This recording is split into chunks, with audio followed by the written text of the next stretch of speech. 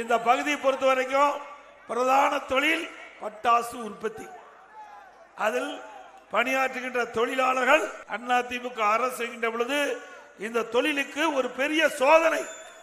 அந்த சோதனை வந்த பொழுது இன்றைக்கு நீதிமன்றத்தை அணுகி அப்பொழுது அமைச்சராக இருந்த அறிவிச்சார் ராஜேந்திர பாலாஜி அவர்கள் இந்த பட்டாசு உரிமையாளர் அழைத்து வந்து இந்த தொழிலே ஒரு தனி நபர் வழக்கு தொடர்ந்திருக்கின்றார், அதை தடுத்து நிறுத்த வேண்டும், இந்த பட்டாசு தொழிலுக்கு பாதுகாப்பு கொடுக்க வேண்டும் என்ற அடிப்படையிலே அதிமுக ஆட்சி தமிழகத்தில் இருந்த பொழுது, நான் முதலமைச்சராக இருந்த பொழுது, சகோதரர் ராஜேந்திர பாலாஜி அவர்கள் அமைச்சராக இருந்த பொழுது டெல்லிக்கு சென்று 18 நாடாளுமன்ற அழைத்து சென்று சம்பந்தப்பட்ட அமைச்சரை சந்தித்து இந்த பட்டாசு தொழில் எந்தவித நெருக்கடியும் இருக்கக்கூடாது, இந்த பட்டாசு தொழில் தொடர வேண்டும், அதற்காக பாடுபட்ட அரசு அதிமுக அரசு.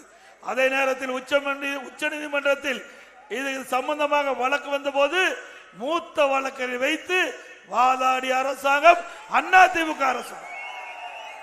அதிமுக அரசாங்கம் இருந்த காரணத்தினாலே இந்த பட்டாசு தொழில் பாதுகாக்கப்பட்டது என்பதை இந்த நேரத்தில் உங்களோடு மகிழ்ச்சியோடு தெரிவித்துக்கிறேன்.